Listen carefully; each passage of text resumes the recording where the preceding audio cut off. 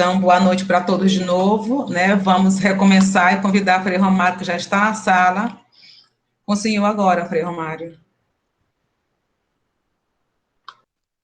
Boa noite a todos. Espero que todos vocês estejam bem. E bem-vindos ao nosso penúltimo encontro, pelo menos comigo, porque o último encontro quem dará será o vosso pároco, Frei Salles. Mas o nosso penúltimo encontro comigo. Janete, aquele famoso retornozinho que você pergunta Isso. sempre. Está baixo o seu som. Estou escutando, baixo? mas está baixo. E agora, tá baixo? Melhorou mais. Melhorou? Melhorou, né, gente? Fale de novo aí. Falar de novo? Eu tô falando. Tá bom agora. Tá bom? Todo mundo tá me escutando? Bom, se ninguém respondeu, então é porque tá ótimo. Pois é, então... Tá tudo ótimo. Ótimo, perfeito. Me alegra muito quando eu vejo cenas e atitude como eu tenho visto de vocês que estão acompanhando, não é? O pessoal que fica louco para entrar na sala, que tem essa vontade de entrar na conexão, né, que fica ansioso perguntando no grupo como se dará, isso é um bom começo, porque nós estamos ansiosos e estamos buscando algo bom, algo que fortalece a nossa vida, algo que, de certa maneira, fortalece a nossa caminhada, não é isso? É um bom começo para que nós possamos ser ainda melhores. No encontro passado do nosso estudo, nós vimos, claro, muito pouco, mas de maneira um pouco mais aprofundada, sobre a questão dos 10 mandamentos, o decálogo, não é? Este que é um dos temas mais estudados do Antigo Testamento e que, de certa maneira, ele interfere diretamente na nossa vida de cristão, não é? No seguimento de nosso Senhor Jesus Cristo. E nós podemos ver muita coisa sobre ele, não é? Inclusive coisas interessantes que, penso eu, que talvez algum de vocês não soubessem, não é? Mas, só relembrando um pouco, antes de entrarmos realmente na coisa em si, hoje nós trataremos do Código do Deuteronômio, não é? No primeiro encontro, nós fizemos uma abordagem geral sobre o livro, onde nós vimos o contexto em que ele foi criado, a autoria, os objetivos, a teologia, e eu explicava com relação à importância destes tópicos para a compreensão do livro e para a compreensão da Sagrada Escritura. Tudo isso para mostrar que não basta somente ler a Sagrada Escritura, tem que entender a Sagrada Escritura. Não é? E só é possível este entendimento à medida que o Espírito Santo ilumina. Sem o Espírito Santo não é possível o entendimento da Sagrada Escritura. Podemos decorar textos, podemos decorar capítulos, podemos decorar versículos, mas não saberemos o que está por trás e não saberemos como colocar na nossa vida, na nossa prática do dia a dia. Não é? E hoje nós vamos ver este código deuteronômico, justamente que é a abordagem das leis específicas que tem no centro do livro, que é a essência do livro, que é do capítulo 12 ao capítulo 26.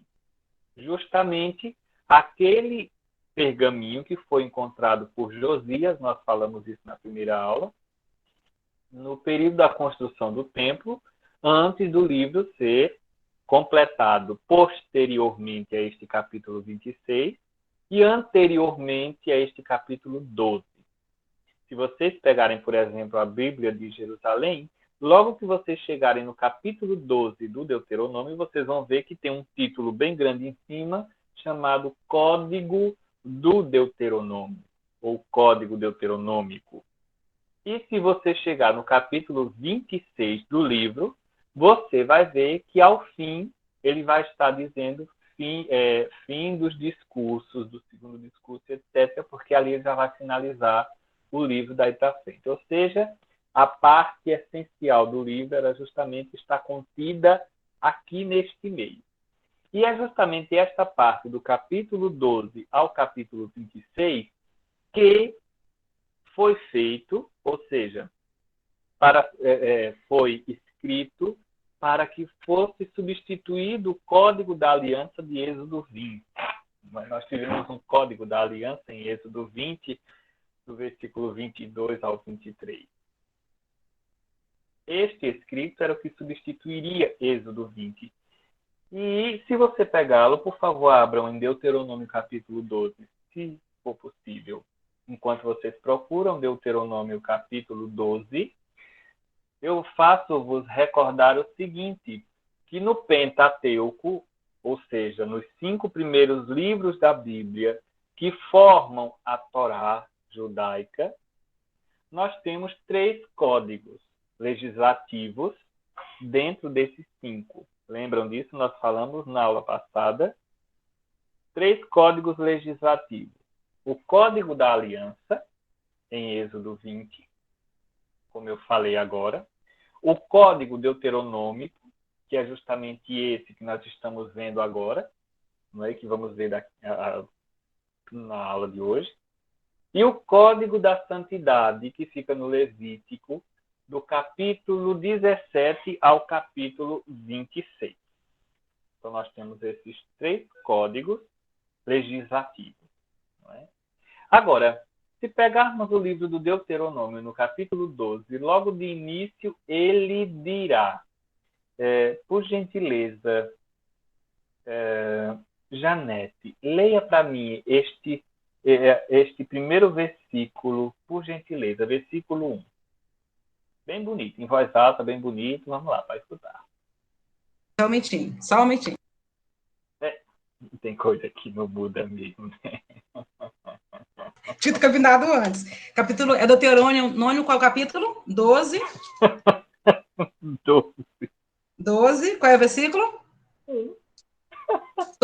O 12 todo? Não, o capítulo 12, versículo 1. Ah, tá, isso que eu quero saber, o versículo. Moisés disse ao povo: são estas as leis e os mandamentos a que vocês deverão obedecer todo o tempo que viverem na terra que o Senhor, o Deus de vosso antepassado, vai dar a vocês. Ok, perfeito. Qual é a tradução da sua Bíblia?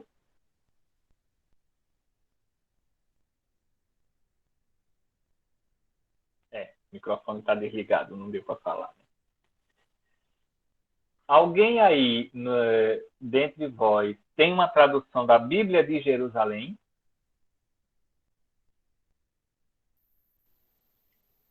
Eu tenho, Adailton. Seu Adailton, por gentileza, o senhor pode ler o mesmo capítulo e o mesmo versículo para nós?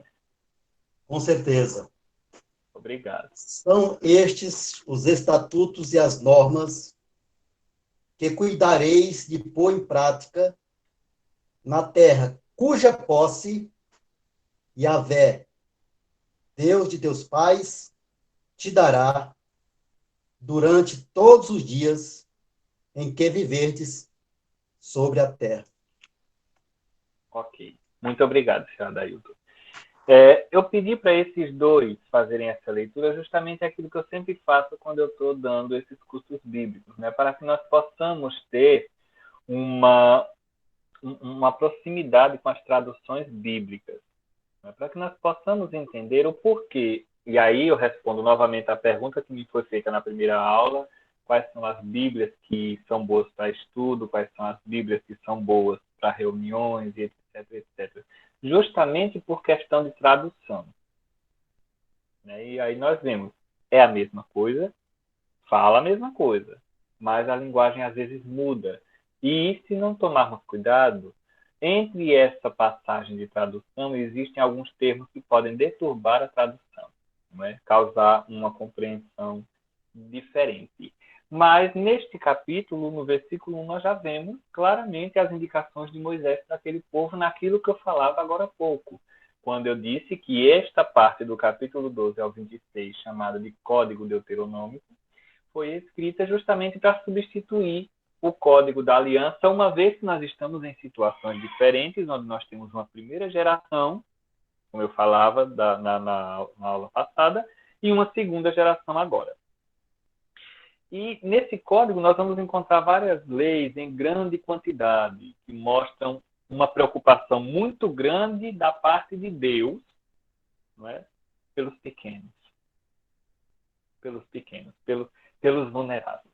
Não é? Então, durante este código deuteronômico, nós vamos ver essa preocupação de Deus pela pessoa do pequeno, do vulnerável, né? Daquele que muitas vezes não tem o amparo de uma pessoa mais forte, daquele que muitas vezes não tem o cuidado, não é?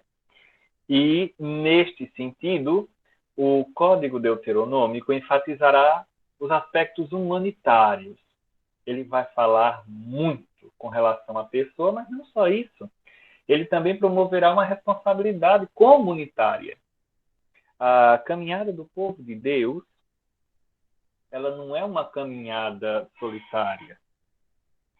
Quando Deus cria o mundo, quando Deus cria o ser humano em Gênesis, nós já vemos que Deus viu que o homem estava só e que precisava de uma companheira, que mais tarde esta humanidade crescerá, não é? E a caminhada dos filhos de Deus, ela não se dá de maneira solitária, pelo contrário, não é? Ela se dá sempre em comunidade. E esse fundamento comunitário se encontra justamente na questão da libertação experimentada por este povo. Lembrem-se, quando o povo era escravo lá no Egito, não é? Quando o povo é escravo no Egito, o povo vai experimentar a misericórdia de Deus. O povo vai experimentar um Deus que é misericordioso, que é atencioso, que é amável e que quer estar junto. E vai experimentar também um Deus que muitas vezes será duro, será rígido, que cobrará sem nenhum tipo de negociação, não é?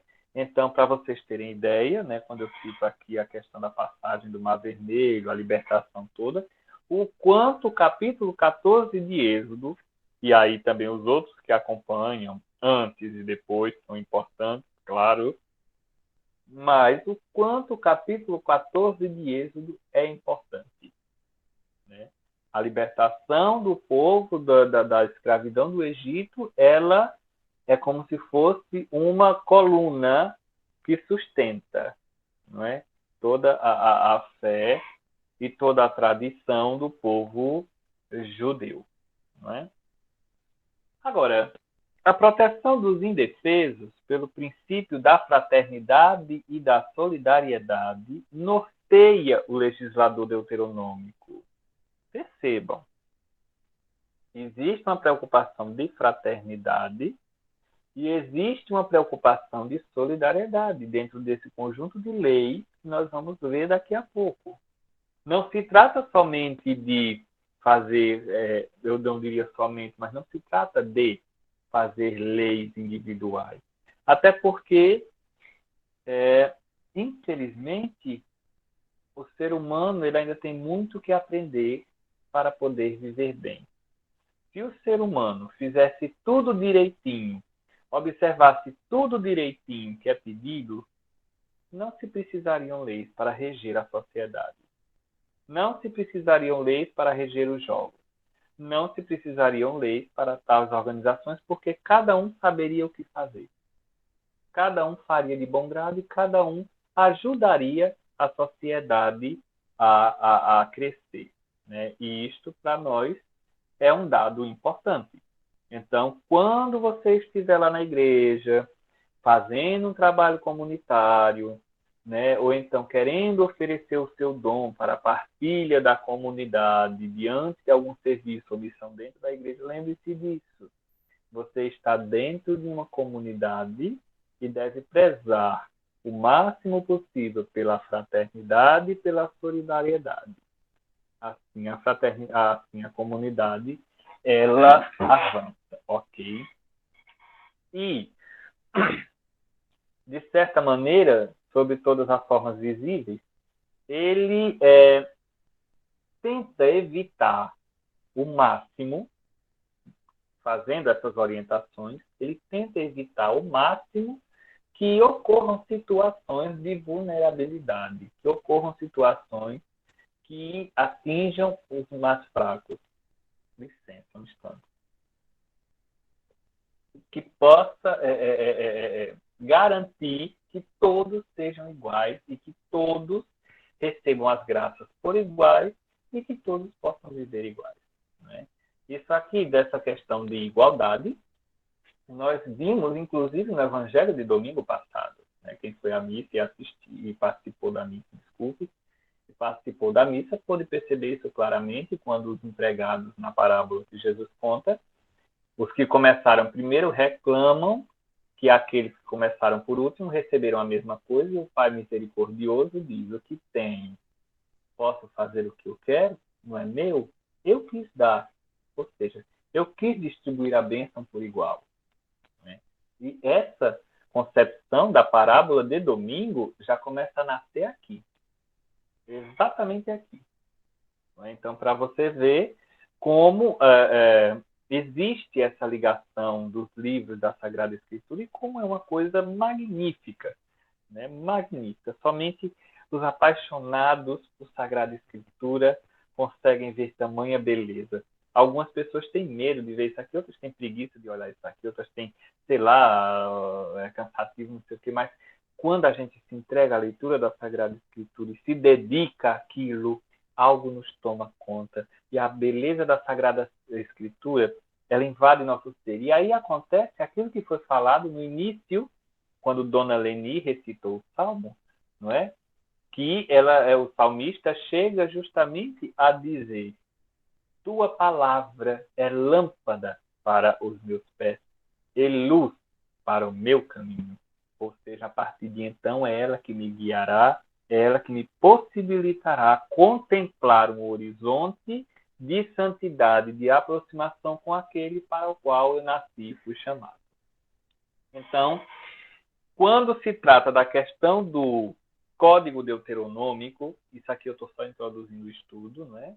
Nós vamos notar que existe uma provável preocupação com a situação socioeconômica daquele povo. Lembre-se que o povo saiu, e, por sinal, um número grande de pessoas, não é um número pequeno de pessoas que sai do Egito, né?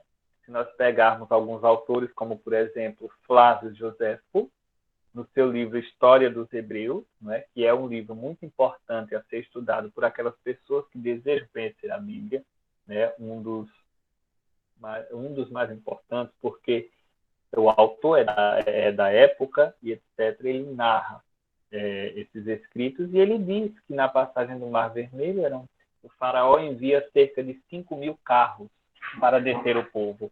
Então, para que o faraó enviasse 5.000 carros para deter um povo, é preciso que o número das pessoas fosse muito maior do que se esperava. E já no capítulo 2 e 3 de Êxodo, nós vemos que a preocupação do faraó para com o povo hebreu e que vai fazer com que ele se torne escravo é justamente o fato de que o povo está crescendo e se multiplicou. E ele teve medo de perder o controle. Então, nós vemos aí que se trata de uma grande quantidade de pessoas que vai formar justamente uma sociedade. A partir de então, eles saem do Egito e agora eles estão em uma sociedade que podemos dizer a sociedade do povo eleito. Tem até uma musiquinha que a liturgia canta, é um canto litúrgico de missa, não sei se vocês conhecem, né? Que recorda muito isso. Ó Pai, somos nós o povo eleito, que Cristo veio reunir. Ó Pai, somos nós o povo eleito, que Cristo veio reunir. Esse canto ele é muito interessante porque ele aborda muita coisa com relação à vivência deste povo. Agora, A construção da sociedade, segundo o projeto de Deus, acontece preferencialmente a partir das medidas de proteção daqueles que vivem à margem e estão por conta disso, sem probabilidade de proteção externa ou autoproteção, exatamente porque são pessoas ou grupos fracos e empobrecidos. Esse dado é muito importante e eu gostaria que vocês prestassem atenção no que eu vou dizer agora. Nesta base aqui, dessa sociedade, segundo um projeto de Deus, que parte da proteção aos mais fracos, é que vai nascer a pedagogia de Jesus. É aqui. Justamente aqui. Por que eu digo isso? Se eu perguntasse a qualquer um de vocês, qual é a pedagogia de Jesus? No tempo comum, quando nós começamos na igreja, vocês sabem, não é? Que nós temos o tempo comum, o tempo da quaresma, o tempo do advento, não é? O tempo e tantos outros tempos, da Páscoa. Mas o tempo comum é justamente o tempo em que, em todos os evangelhos, nós refletimos a presença de Jesus no meio do povo. Percebam que durante o tempo comum são colocados para nós todas as situações em que Jesus está no meio do povo, fazendo milagres, pegando briga com os fariseus, curando, ensinando, rezando. E quando se fala da pedagogia de Jesus, se alguém um dia vos perguntar qual era essa pedagogia, a pedagogia de Jesus é trazer para o centro todos aqueles que estão excluídos. Percebam nos evangelhos, por exemplo, quando Jesus entra num templo que vê o homem da mão seca, levanta-te e vem para o meio, ele chama para o meio, ele não deixa que maltratem a viúva, não é? Ele cura o leproso, e diante dessas curas e destes sinais de perdão, desculpem, do reino, ele consegue trazer a atenção da sociedade para aqueles que estavam excluídos, para aqueles que a sociedade não via ou não queria ver, para aqueles que estavam à margem. Então, a pedagogia de Jesus é trazer os marginalizados, os sofridos, os pobres, as viúvas para o centro. Ou seja, em uma sociedade igualitária. É o projeto da civilização baseada no projeto de Deus. Então, nessa questão deuteronômica, que nós vamos ver daqui a pouco, você vai ver que a pedagogia de Jesus baseia-se nisso aqui. Para você ver como é essa questão digamos assim, da relação dos livros. Não é? O autor do livro, ele, de certa maneira, quer acabar com a marginalização. O autor do Deuteronômio. Uma vez que essa sociedade ela começou a nascer, não é? Pelo povo que foi liberto, ele quer acabar com essa marginalização. Para isso, ele ataca a raiz que gera o abismo crescente entre as pessoas e os grupos sociais na sociedade israelita no século 8 e 7 a.C. Ele vai bem na raiz, né? Daquilo que possivelmente possa estar causando que possa causar essa separação social, né?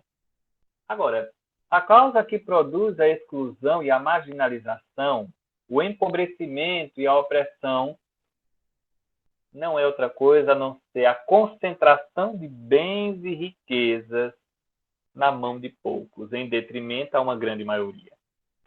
E isso é uma coisa que você pode ver, que nós estamos falando de algo do século 8 ou 7 antes de Cristo, e que hoje é muito atual.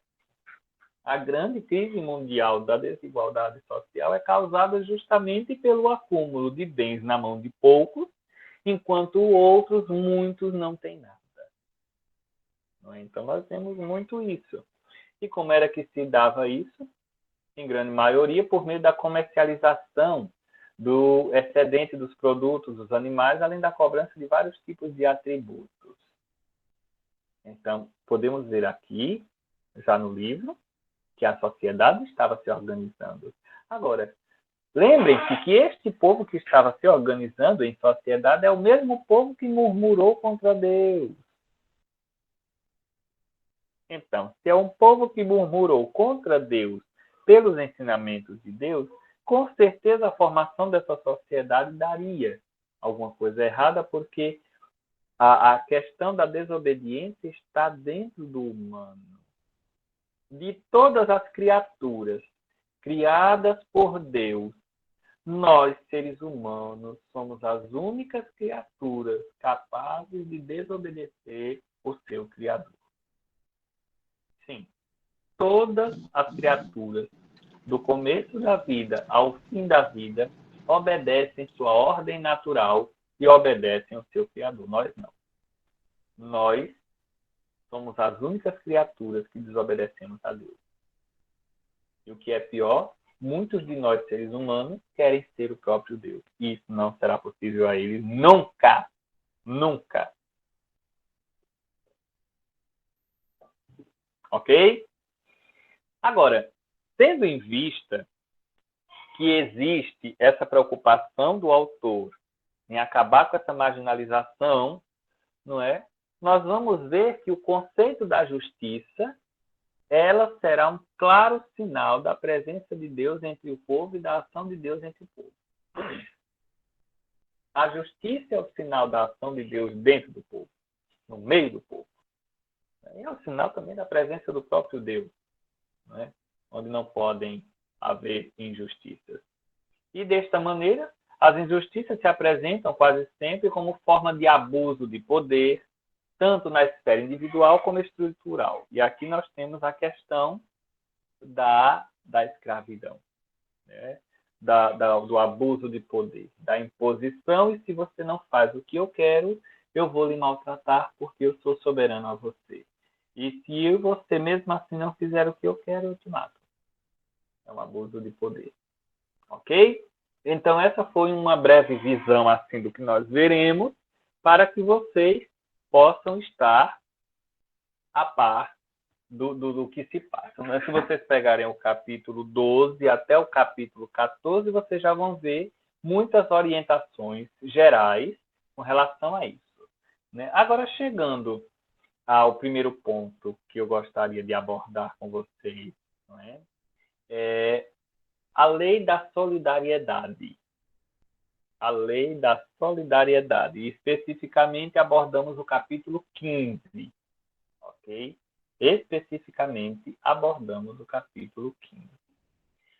Antes de iniciar aqui, duas perguntinhas fundamentais para vocês.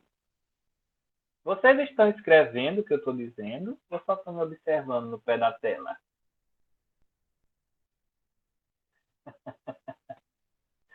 Segunda pergunta, vocês estão me escutando direitinho? Sim. Está escutando. Tem só momentos que baixa o tom. Uhum. Tem alguns momentos que está baixando, mas está, de modo geral, tranquilo. Mas está dando para escutar direitinho, né? Sim, sim. Okay, Eu estou ouvindo bem. Hã? Eu estou ouvindo bem. Ah, muito obrigado, Dona Maria Celeste. Obrigado pelo retorno. Então, assim, no capítulo 15 do livro do Deuteronômio, nós temos já um conceito de liberdade, né? E dentro deste tem um conteúdo que provoca e inquieta o leitor. Dentro desse capítulo, de certa maneira, ele traz esse conteúdo que incomoda o leitor, que nós já vemos, se nós pegarmos a Bíblia e olharmos lá no capítulo 15, vai se falar do ano sabático, que é o ano do descanso. Não é? Sabático porque vem de sábado. Então, é o ano do descanso, e aí Nosso Senhor vai dar as indicações para que este ano seja vivido pelo povo, não é? E a cada 7 anos deveria ser realizada a remissão das dívidas dos israelitas e a libertação dos escravos, ou seja, o perdão da dívida total dos devedores e a libertação dos escravos. E aí diz o seguinte, se vocês me permitem, por exemplo, no capítulo 15, versículo 11. Não é? Se vocês pegarem aí a Bíblia, vocês vão ver que diz: nunca deixará de existir pobres na terra. É por isso que eu te ordeno: abre a mão em favor do teu irmão, do teu humilde e do teu pobre na terra. Ok? Justamente para dizer que o problema da desigualdade ele vai existir. O ser humano é ganancioso e ele quer só para si, mas não se pode esquecer que tem uma preocupação para com todos. Deus tem essa preocupação. E quando chegamos nesse ano sabático, onde as dívidas deverão ser perdoadas e os escravos deverão ser libertos, nós nos deparamos com aquela leitura de domingo atrasado, por exemplo, do homem que devia ao seu patrão e que foi implorar pelo perdão da sua dívida e o patrão assim o perdoou. Mas, quando este que foi perdoado foi cobrar a dívida de outro que devia a ele, ele não perdoou e o maltratou. Então, aqui nós vemos uma pequena referência já a este capítulo 15, mais ou menos, porque Deus pede o perdão. E o reino dos céus, ele não é um lugar distante. Ele é algo que está próximo. E ele acontece entre eu, a gente, e você, meu próximo.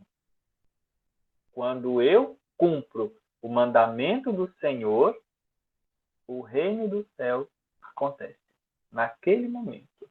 Né? E este capítulo 15, versículo 11, não se trata de uma proposta de Deus para ser discutida pela comunidade. Não é uma coisa que Deus está dizendo para a comunidade se reunir, discutir se vai obedecer. Não. A orientação é dada e deve ser rigorosamente cumprida. Rigorosamente cumprida, sem sombra de dúvida, né? Com relação a isto. E aqui, possivelmente, estamos diante de uma lei destinada aos ricos proprietários, que se valem de sua posição justamente para aumentar sua riqueza. Esta lei, com certeza, é para este povo, que pegam sua posição econômica, se equivalem dela para aumentar ainda mais a riqueza e, com isso, oprimem aos outros. Né? E aí, neste caso, o beneficiário desta lei, da solidariedade do capítulo 15 em diante, será todo israelita que é denominado de irmão e de próximo. Esses serão beneficiários dessa lei. Né? Os israelitas que são denominados de irmão e de próximo. Né? Agora, se pegarmos o capítulo 15, versículo 4, por exemplo, nós vamos ver que nesta lei da solidariedade, o objetivo está contido aqui, um dos objetivos. Né? Então, vai dizer assim no capítulo 15, versículo 4. Se vocês me permitem, eu mesmo vou ler, e depois eu posso passar para outra pessoa ler. É verdade que em teu meio não haverá nenhum pobre, porque o Senhor vai abençoar a terra, que o Senhor teu Deus te dará, para que possuas como herança, com a condição de que obedeças de fato à voz do Senhor, que te ordena. É aquilo que eu falava agora há pouco. Ele pede, e ele não pede que seja discutida essa orientação. É para ser cumprida. E no versículo 4 do capítulo 15, nós vemos o objetivo, não é? Que é o de eliminar a pobreza em Israel. E o que é a pobreza? É justamente essa questão da falta de algo que o outro tenha e que eu não tenho, uma vez que Deus deu o suficiente para todos. Essa é a lei da solidariedade. Eu dar um pouco do que tenho para que o outro tenha igual a mim, para que ele não passe necessidade. Mas também o outro objetivo, por outro lado, é recordar que a terra que o Senhor havia dado em herança ao seu povo seria bendita e abundante. Não é um pedacinho de terra pequenininho. É uma terra que dá para todo mundo, que não se precisam brigar por ela. E que nesta terra tem o suficiente para que todos possam viver. Não é? Então, é nesse sentido que começa a primeira lei. Não é? E aí, neste caso, quando ocorre a falta disto, o pobre apela a Deus.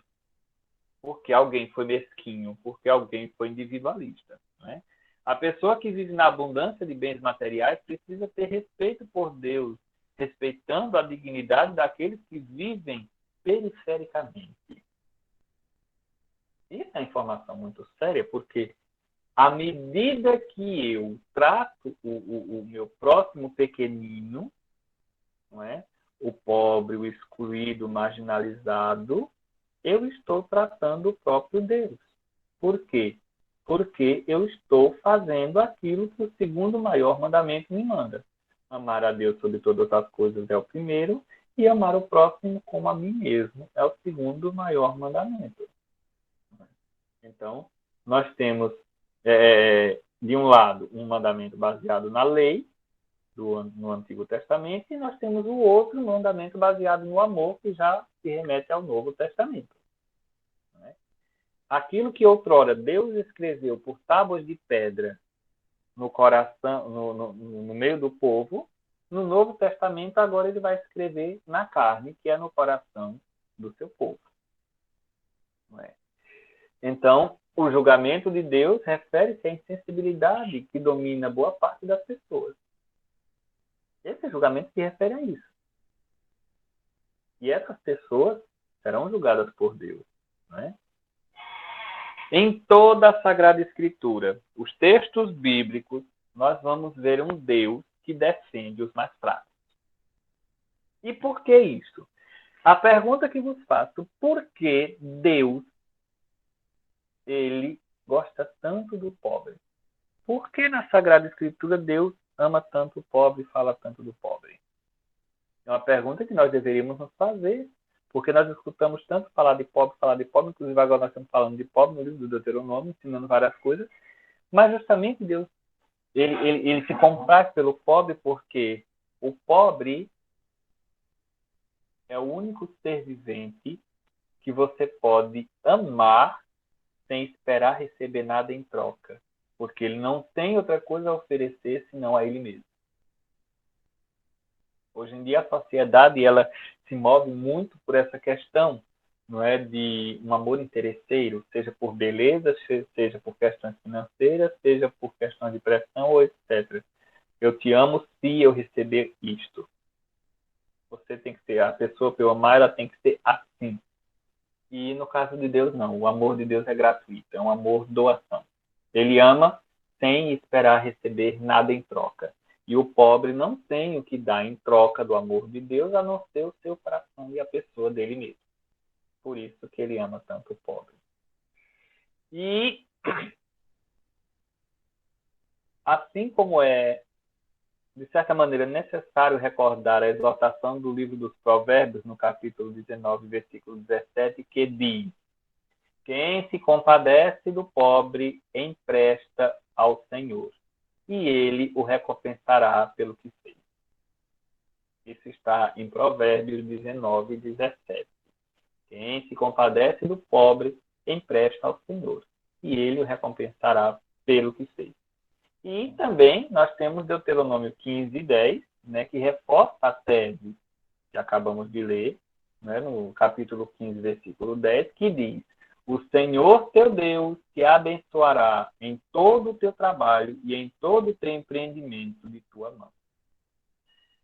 E quando se fala aqui em trabalho e empreendimento da mão, está se falando justamente na questão boa da história, não é na opressão. Agora, deste capítulo 15, os versículos 9 e 10, nós temos muito a questão do dar, não é? Uma doação. Né? E esse verbo ele vai invocar a ideia de que o israelita deve dar generosamente ao pobre, da mesma forma que Deus generosamente deu a ele a terra para o seu sustento. Ou seja, Deus deu a terra abundante, então se eu tenho muito, eu tenho que dar também Essa é a orientação do Deuteronômio ao pobre.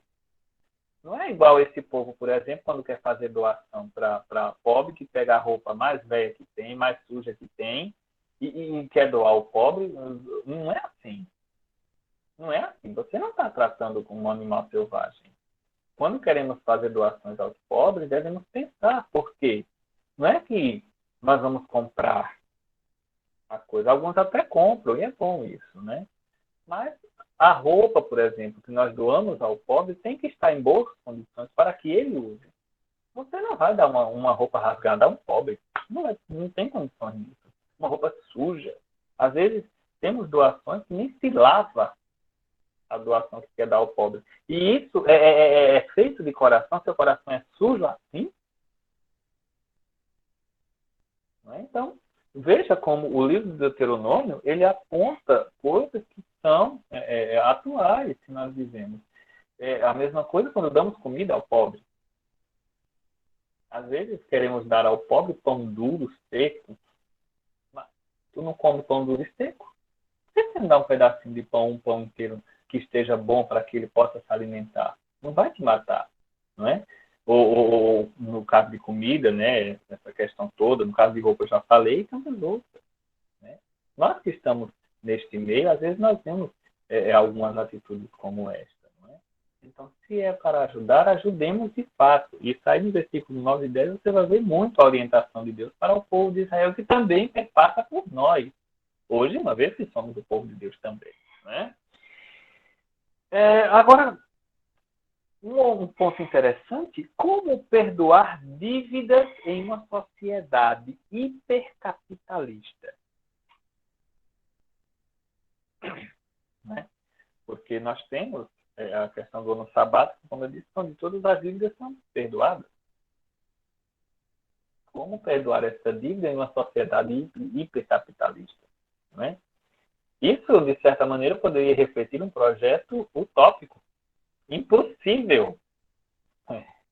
Impossível de ser vivido, mas cabe lembrar que a oração ensinada por Jesus trata justamente dessa questão. Né? Se você pegar Mateus no capítulo 6, versículo 12, você vai ver, quando Jesus ensina o Pai Nosso, ele vai dizer: perdoa-nos as nossas ofensas, as nossas dívidas, assim como nós perdoamos aos nossos devedores. Não é? Mas como é que eu peço a Deus que me perdoe se eu não perdoo? Volta novamente aquilo que eu falava sobre aquele evangelho do devedor. Ele devia ao patrão, foi pedir que o patrão, de certa maneira, o liberasse da dívida. O patrão o liberou com misericórdia, né? Tratou com misericórdia. E quando o outro foi estar com ele não tratou o outro com misericórdia. Né? E isso nós rezamos no Pai Nosso. Toda vez que a gente reza. Não é? Então, esse é mais ou menos um resumo daquilo que nós vimos no capítulo 15, né, com algumas leis, claro. Né? Eu não tenho como pegar tudo ao pé da letra, porque não dá tempo. Agora, passando para outra lei, nós vamos falar da lei da liderança baseada na justiça, que é justamente Deuteronômio capítulo 16. E vai estar especificado do versículo 18 ao 20. Né? A lei da liderança baseada na justiça. Né? Aqui nós vamos ver orientações também dadas a todos os israelitas. E no versículo 19 nós vamos encontrar 3 proibições que implicam na concepção da verdadeira justiça. O que eu entendo por verdadeira justiça? Então, essas 3 proibições, elas são: a primeira, não deturbar o direito, ou seja, não tratar do direito como qualquer coisa. Não é? A segunda, não discriminar pessoas. Volta de novo àquela questão da igualdade, da sociedade, não é? E a terceira, não aceitar suborno, que, de certa maneira, é uma das primeiras causas de corrupção. Né? Isso aí você vai ver em Êxodo, por exemplo, no capítulo 26, versículo 8, e em Eclesiástico 7:7 também. Eclesiastes. Eu acho que é Eclesiastes. Capítulo 7, versículo 7. E Êxodo 23, versículo 8. Você vai ler isso aí. Não é? O suborno é a primeira causa da corrupção entre as pessoas. Então, essas 3 proibições, elas vão implicar na concepção de justiça, da verdadeira justiça. Okay? E, neste caso, a atitude que é exigida das pessoas pode ser pensada como um reflexo do caráter de Deus. Afinal, o Senhor não é parcial e muito menos admite suborno. Está lá, por exemplo, Deuteronômio capítulo 10, versículo 17. Não é? Está lá. Deus, ele é justo. Ele trata todos com igualdade e ele não admite suborno.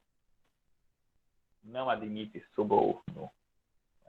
Então não tentem subornar a Deus em vista de coisas que você queira. Tá certo? Agora, essa questão, ela tem uma ligação direta com os profetas. Não é? Os profetas que estão chamados pelo Senhor, que são vocacionados a anunciar o reino, uma vez que estes profetas, eles denunciam o suborno, a desigualdade, a falta do povo para com o direito, os mandamentos. Eles denunciam e para isso, eles pagam com a própria vida. Com a própria vida. Muitos profetas foram mortos de maneira bem cruel. Né? Agora, o que não se pode esquecer é que a tradição de Deuteronômio julga como abominação toda e qualquer injustiça. É abominável aos olhos de Deus. Toda e qualquer injustiça é abominável aos olhos de Deus no contexto do livro do Deuteronômio, como nós estamos vendo. Ok? Já no versículo 20, desse capítulo 16, o legislador, ao fazer uso de um estilo próprio de retórica hebraica, repete a palavra justiça, entre aspas, com o objetivo de enfatizar a única condição necessária para viver e possuir a terra dada por Deus e que é registrada também em outros lugares. A condição básica para todos viverem bem na terra doada por Deus é viver na justiça. É viver na justiça. Então, isso nós vamos encontrar, eu até coloquei aqui para falar para vocês, Deuteronômio capítulo 6, 18, 19, capítulo 8, capítulo 11, creio eu também que vai ter muitas essas questões, creio eu. Né? Agora, em uma sociedade de liderança corrupta, né, de certa maneira, esses ensinamentos do Deuteronômio caem muito bem. Inclusive, na nossa sociedade atual, eles cairiam muito bem. Inclusive, ainda mais, cairiam muito bem na situação atual, porque estamos em um contexto de escolha dos novos líderes desta sociedade, dos novos governantes. E eu acredito que o projeto do Deuteronômio cairia bem agora, antes de se escolher estes novos líderes da sociedade. E aí nós temos que ver aqueles que praticam a justiça e o direito, que não façam discriminação de pessoas, né, que não aceitem suborno e que vivam eticamente. Esse é o projeto do Deuteronômio, que poderia ser aplicado no contexto atual que estamos e na situação atual que estamos, perto do momento de escolha dos novos governantes. Não é? Então, essa é mais ou menos a lei do governo, do governo baseado na justiça, isso em Deuteronômio 16. Ok? Agora, outra lei, para nós refletirmos um pouco, Trata-se da lei do cuidado devido ao próximo presente em Deuteronômio, capítulo 19. A lei do cuidado devido ao próximo, Deuteronômio, capítulo 19. Né? Sei, mas nós estávamos no 16, se eu já for para o 19, eu não vou poder abordar todas as leis. Eu estou pegando aquelas que são mais chaves, digamos assim, para o nosso entendimento. Ok? E a expressão que encontramos, por exemplo, deixa eu abrir aqui no versículo 19, aliás, capítulo 19, versículo 14. Vejamos aqui. Cadê? Já se trata justamente de uma delimitação de limites, não é? E esses limites e essas fronteiras dos campos particulares e comunitários serão demarcados, desculpem, pelos próprios israelitas. Já pensando justamente nessa demarcação, não é, de terra por igual. Né? Por isso que marcos, a expressão, os marcos da terra, as marcações da terra, não é, vão ser implicadas nesses limites. Né? E trata-se de limites próximos. Né? E não unicamente de um irmão, né? Mas também aquela questão da pessoa, do irmão e do próximo, que nós falamos dos israelitas. Mas isso aqui não é muito importante, porque a questão de fundo que será tratado justamente nesse contexto, e a questão mais urgente, é a propriedade legítima. É a propriedade legítima dos primeiros possuidores da terra. Né? Uma vez que Deus entregou a terra a este povo e repartiu esta terra em tribos. E aí nós temos o contexto das 12 tribos. Em Gênesis 49 nós podemos ver um pouco disto também. E se você pegar, por exemplo, Josué, do capítulo 13 ao capítulo 21, nós vamos constatar também esta divisão de terra, né? Recordando que Deus, em última instância, é o legítimo proprietário, né, da terra e que doa a terra a todos. Nós vamos ver isso aí em Josué, do capítulo 13 ao 21. E isso vai ser, de certa maneira, já uma questão no exílio da Babilônia. Né? Quem estudou o exílio comigo há algum tempo atrás vai lembrar mais ou menos do que eu falei com relação a isto, né? Questão de terras.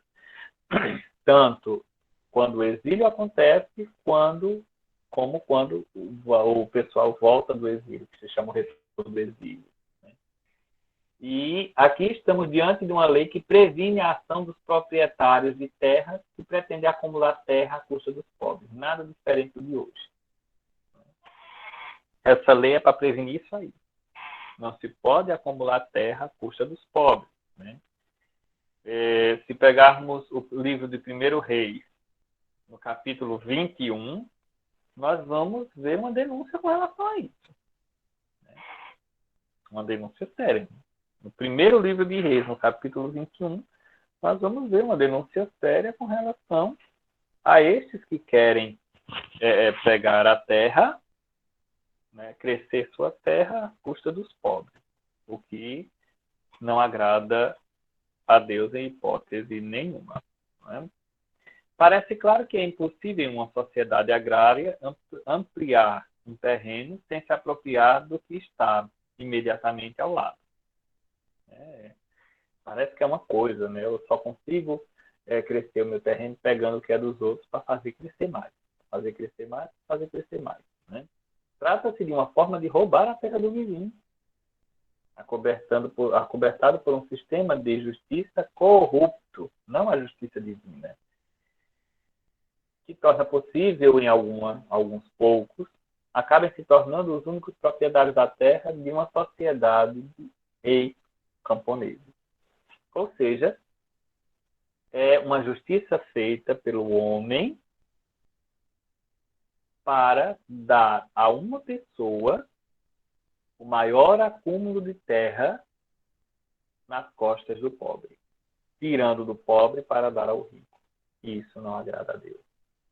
Esse tipo de justiça é uma justiça corrupta.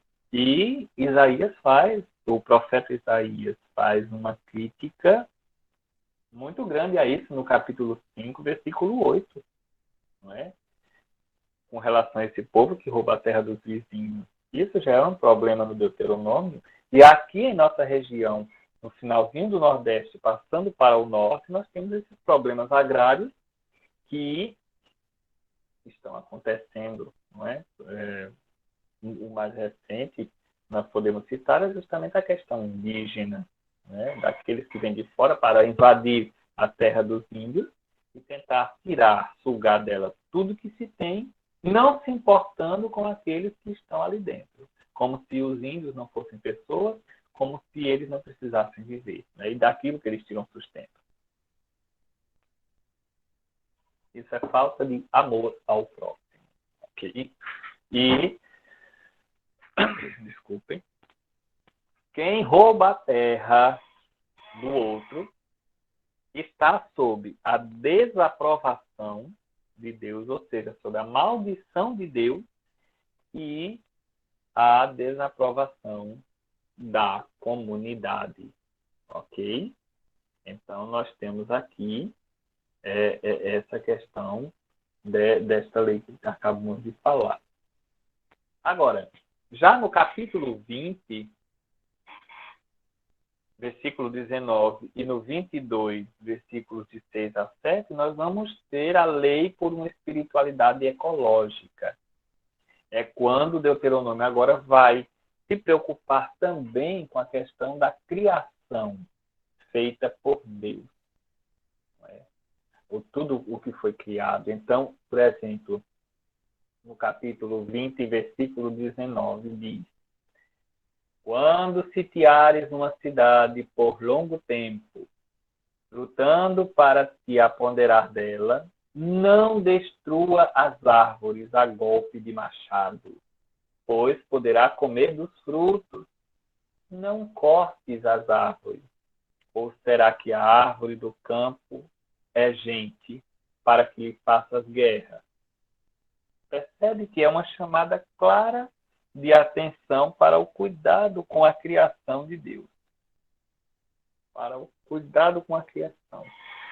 Logo no capítulo 2, quando fomos criados, quando o ser humano é criado, lá em Gênesis capítulo 2, Deus entrega a criação ao homem para que ele cuide e dê nome à criação.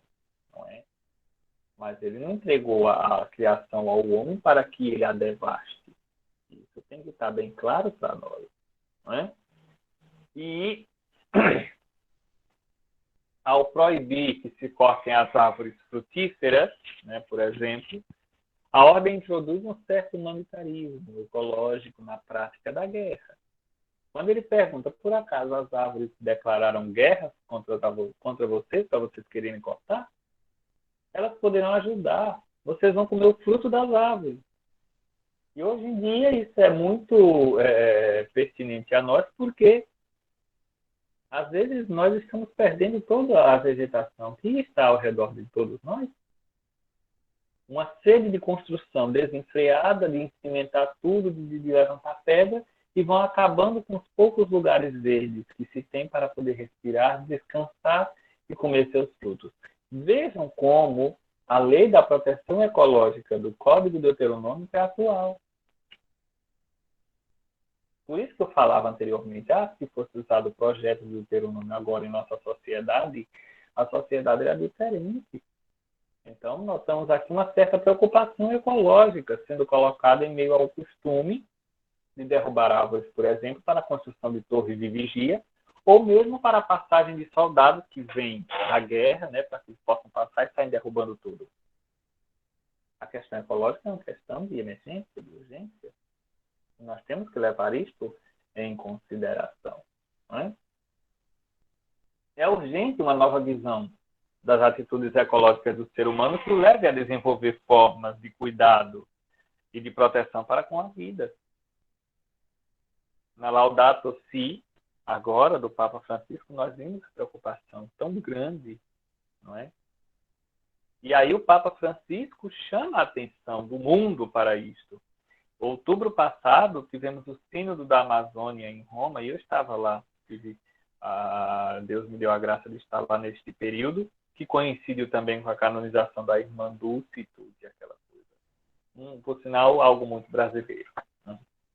E isso nós estamos falando do período do século VIII e do século VII a.C., que, por sinal, para nós seria muito bom orientações como essa. Por isso que eu dizia, se o povo soubesse observar bem as coisas e o povo fizesse direitinho aquilo que cabe a cada um fazer, não precisaríamos de lei para organizar as coisas, de punição e etc., regras, etc., porque cada um já saberia o que fazer, né? Percebam que os seres viventes, com exceção do homem, eles não têm lei.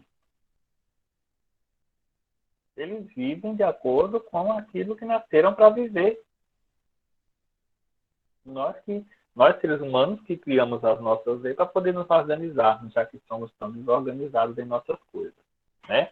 É nesse sentido que é necessário resgatar essa integridade e essa atenção especial de interdependência entre os seres vivos. A criação inteira está interligada entre si. Nós estamos ligados à criação de Deus. Nós não estamos fora. Nós não estamos fora. Nós estamos ligados à criação de Deus. Nós fazemos parte da criação de Deus e tudo gira em torno de Deus. E nós vemos a importância dessa relação nossa com a criação. Porque já diz o livro da sabedoria, a beleza da criação demonstra em seu seio a beleza de quem os criou, de quem a criou. Então, de certa maneira, viver, colocar a vida em Deus também é cuidar da criação, não é? E o Deuteronômio foca muito isso. Foca muito isso, né? O cuidado e a proteção como princípio da fé cristã. O cuidado e a proteção como um princípio da fé cristã, né, que de certa maneira é dinamizada, digamos assim, por uma espiritualidade ecológica. Essa fé cristã, essa espiritualidade ecológica dinamiza muito, né? E com isso, essa lei, nós temos que acabar com essa superioridade, com essa orientação, né, do Deuteronômio. Nós temos que abrir-nos a uma totalidade da criação.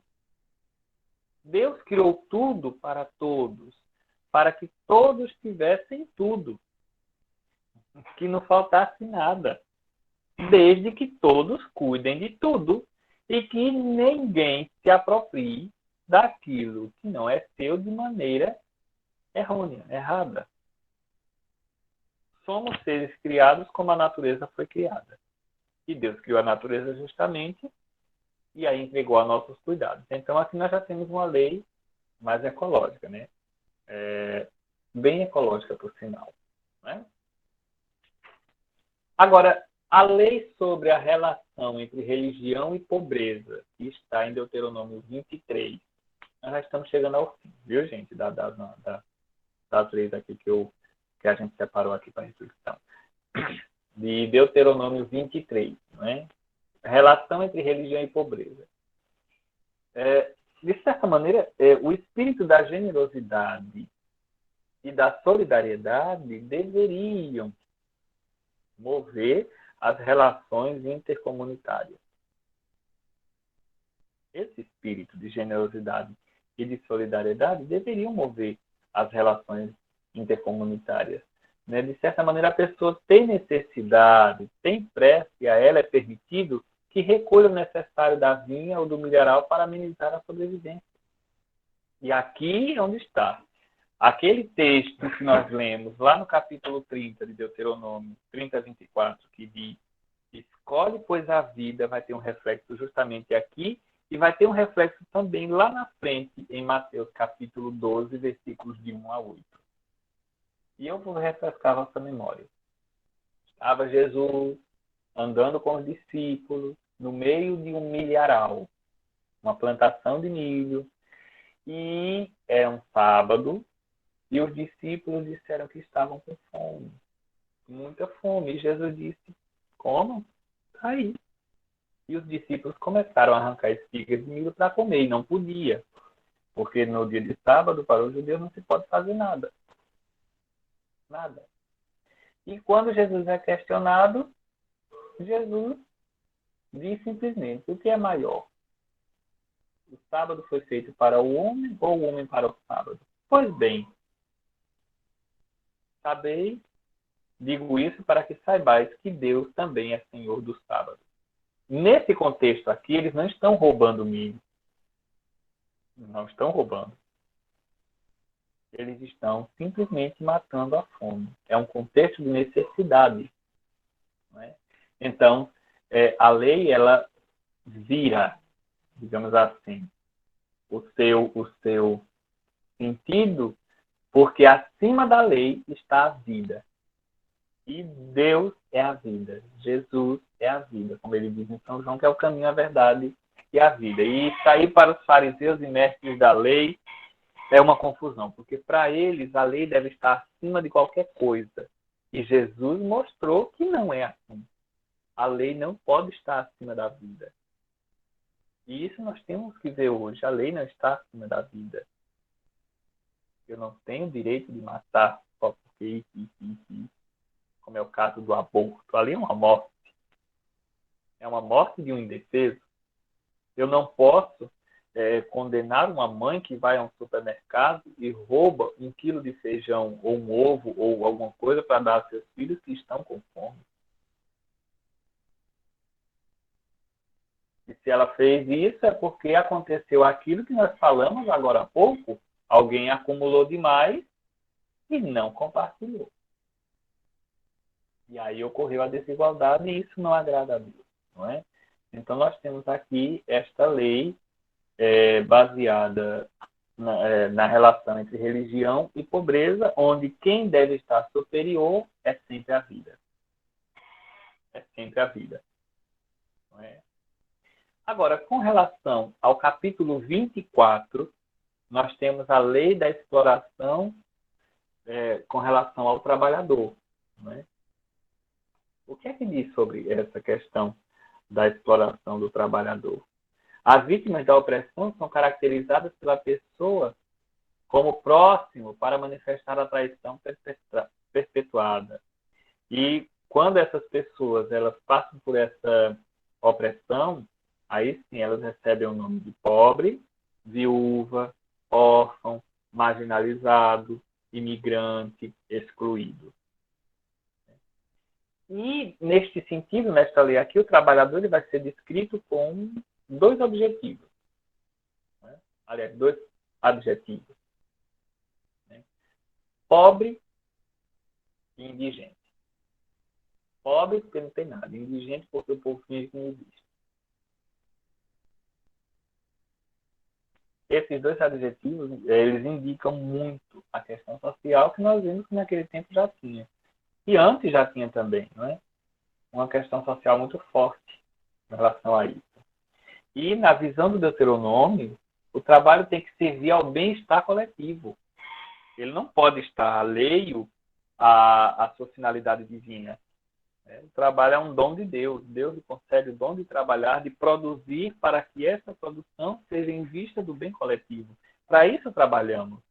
Nós fazemos coisas que Deus nos possibilitou fazer para ajudarmos a sociedade. Então, eu sei fazer uma coisa, eu ofereço à sociedade e a sociedade me recompensa por aquilo.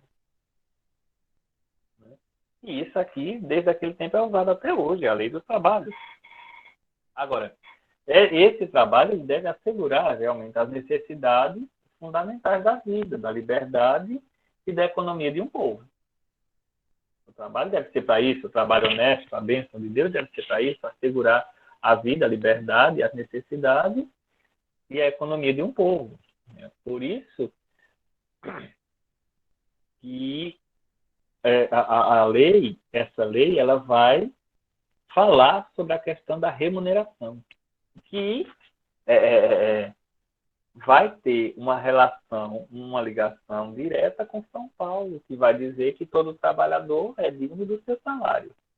E a extorsão e a exploração não são coisas de Deus. Não é? É justamente o pecado que nós vemos no livro do Deuteronômio. Né? Que este pecado no livro do Deuteronômio seria a recusa de viver a fraternidade e a solidariedade.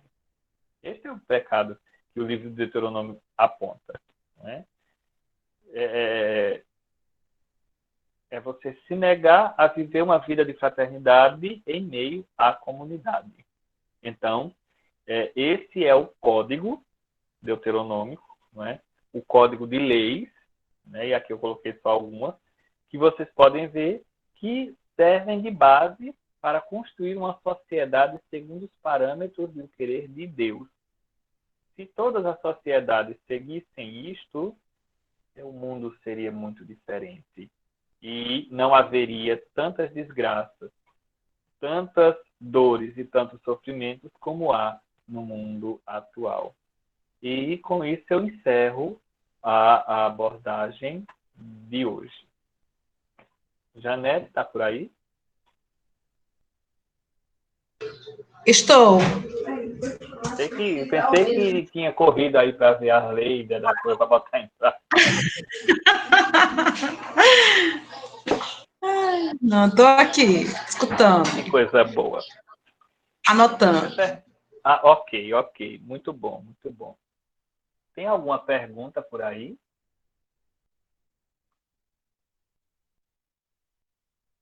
Vou ver aqui agora, peraí. O povo também hoje estava caladinho, todo mundo comportado. Como eu saí uma hora e voltei aqui, desse daqui, que travou a internet, não tem nenhuma pergunta aqui. Não sei se alguém colocou nesse intervalo. Alguém tem alguma pergunta, pode fazer ao vivo e a cores também, né? Só desligar, só abrir o microfone e falar também. Se a pessoa souber responder.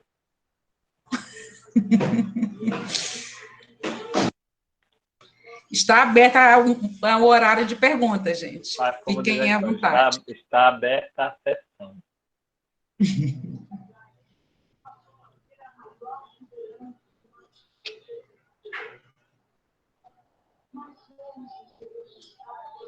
Bom, acho que não tem perguntas, não é? Então, tudo bem. Excelente abordagem, maravilhosa. Né? O que eu acho que é interessante, Frei Romário, é justamente disso, né? Assim, de como, isso que você falou mesmo, né? Assim, já está tudo lá dito, basta seguir. Né? E como é que a gente vê, é tão atual, isso foi milhões de anos antes de Cristo, e quanto que é atual, as mesmas questões, né? As mesmas, né? Lógico que hoje mais agravado, né? A gente vê a Amazônia, vê a pobreza, vê a questão do aborto, vem tudo do mesmo jeito o tempo todo, então parece que isso não avança, né? Parece que não melhora nesse sentido, né? Porque a gente continua fazendo as mesmas coisas o tempo todo, né? E aí, se você começa, se você começa a discutir ou a defender, né, defender algumas pessoas, né, parece que você, história de defender bandido, né, de defender usuário de drogas, de defender, né, quem matou, quem roubou, e aí a questão não é essa, né? Como é que isso fica muito forte na prática? Seu microfone cortou aí. Eu acho que você desligou seu microfone. Fica aquela questão, aquilo que não é com o meu critério de verdade, de bondade, não importa o que foi dito, né, por Deus, na Bíblia, parará, não serve. E aí eu saio nesse processo de exclusão, né? E quantas vezes nas nossas comunidades, nas nossas igrejas, a gente tem medo de usuário de droga, a gente tem medo das pessoas que estão sujas, que pedem, né? E a gente não quer, de fato, essa aproximação, né? Enquanto que isso é muito forte na nossa cultura, né? Nós temos uma realidade delicada, não é? Porque, infelizmente, cada dia mais o homem tem perdido a sensibilidade, não é? E nós temos dois lados que nos nos fazem ser assim, mais ou menos. Nós temos um lado da insensibilidade propriamente dita, que é quando nós nos tornamos insensíveis, ou seja, sem sentimento nenhum pela causa do outro, não é? A ponto de nem mesmo me aproximar e de querer que ele seja imediatamente tirado da minha frente, como nós já vimos tantas e tantas situações que são causadas, inclusive, por coisas naturais, como a cor da pessoa, muitas vezes, como alguma falha que a pessoa possa ter nascido com algum problema no seu corpo, pode causar alguma deficiência, pode causar também, porque não é perfeito, etc. Né? E é um contexto de insensibilidade, como também temos o outro lado, que é um contexto de violência. O insensível que foi criado na insensibilidade agora ataca aqueles que são insensíveis. Então, quando muitas vezes a pessoa boa quer fazer uma boa ação, muitas vezes ela não faz, porque se ela for fazer a boa ação, ela pode ser atacada, inclusive. Então, nós temos dois contextos que a sociedade insensível, ou seja, a sociedade que cresceu fora dos parâmetros do projeto de Deus, ela vive. E nós, como povo de hoje, nós estamos pagando muitas coisas que o povo de antigamente provavelmente possa ter feito e que algumas pessoas no tempo de hoje estão fazendo e que os nossos filhos, os de vocês, né? Não, porque eu não vou casar, mas os de vocês, né, pagarão, né, por isso aí no futuro. Então, é uma coisa que, para vocês verem, século 7 a.C., o povo vem pagando e repetindo o mesmo erro e piorando a situação até hoje, o século atual, depois de Cristo. Então, é uma coisa muito complicada, muito complicada. No ser humano, é complicado. Enfim, sem ofensa aos psicólogos que estão no grupo, viu, com Madre Janete e etc. Mas é um homenzinho complicado de se entender, mas Deus dá a graça muitas vezes e ilumina para que nessas situações a gente possa discernir.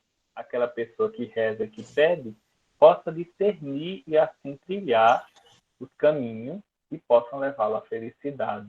Não é mais ou menos assim. Por exemplo, Mário, assim, eu me lembro sempre de uma criança, né, faz anos atrás, né, isso. Mais de 10 anos atrás.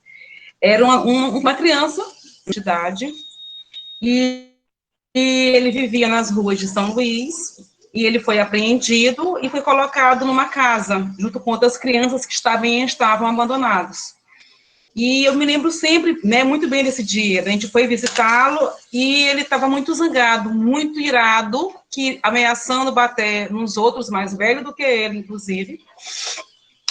Porque a dona, a responsável pela casa lá de recuperação, estava fazendo uma festa de aniversário para os meninos menores. E muitos deles nunca tinham tido uma festa de aniversário na vida, né? E aí ele estava muito revoltado com essa história. E a gente foi conversar por que essa revolta toda com ele. Ele dizia que ele ia fugir, que ele ia embora de lá, que não tinha jeito, que prenderam ele lá dentro, mas que ele ia fugir lá de dentro. E qual era a grande raiva dele? É de que agora essa senhora estava fazendo uma festa de aniversário com esses pirralhos e que ele nunca tinha tido festa de aniversário na vida dele. E que ele ia fugir, sim, porque na rua ele era respeitado. E não fazia diferença nenhuma ele morrer ou ele matar. Então, assim, de quanto que chega a questão que a gente às vezes não está atento disso, né? Como uma criança de 11 anos, aí eu penso, por exemplo, no meu caso, que eu tenho um filho de 11 anos, né? Como é que uma criança de 11 anos diz que não faz diferença dele morrer ou dele matar, porque ninguém vai chorar por ele. Então, a história do desamparo social e familiar é muito grande, que o senhor falou agora, né? Assim, de que a gente vai deixando as coisas e lá na frente tem consequências disso. E aí parece que o culpado é a criança, né? Mas o culpado, né, se a gente for pensar no culpado, não é a criança, é muito mais pessoas nesse processo. E não só a criança. Nesse caso, tinha só 11 anos de idade. Né? Como é que ele vivia essa realidade? Você fala, é um processo. E não tinha como ele dar outra coisa, Não tinha como ele fazer outra coisa da vida dele, porque ele foi sempre abandonado, desde sempre, né? Não foi cuidado na sua infância. E é essa a realidade que a gente vive muito hoje nos nossos dias com as pessoas, né? Que estão, inclusive, nas penitenciárias do nosso país, aí, à solta, né? Por aí afora no Brasil. É coisa muito da área social, gente, embora lá. Quando eu estava preparando esse encontro, eu pensei não só em você, mas em algumas pessoas que, inclusive, estão no grupo que gostam muito dessas coisas. Ixi, eu acho que eles vão gostar muito de ouvir essa questão das leis deuteronômicas, do Código Deuteronômico, tá bom? Bom, minha gente, no momento, era o que eu tinha para passar para vocês, é como eu digo desde o começo, eu não posso me aprofundar o suficiente, porque senão a gente ainda estaria lá no primeiro capítulo do Deuteronômio tentando entender para poder ir. É uma coisa muito bela, é vasto o assunto, precisaria um curso de muito tempo para a gente poder se aprofundar bem. O segredo que a gente pode fazer é ler. Ler e tentar entender aquilo ali de acordo com as fontes que nos são dadas, como, por exemplo, esse subsídio da CNBB, que eles já explicam um bocado de coisas bem interessantes para poder entender. Sexta-feira será o nosso último encontro comigo. Não é isso? Sexta-feira, né? Então, já fica aquele gostinho de despedida para sexta-feira, não é? E aí eu vou tentar fazer durante a explanação, os resuminhos básicos, para que vocês entendam. E na sexta, a gente termina essa parte de explanação comigo. Como sempre, mais uma vez, é um prazer sempre estar dando curso bíblico para vocês. Para aqueles que gostam da Sagrada Escritura e que desejam entender.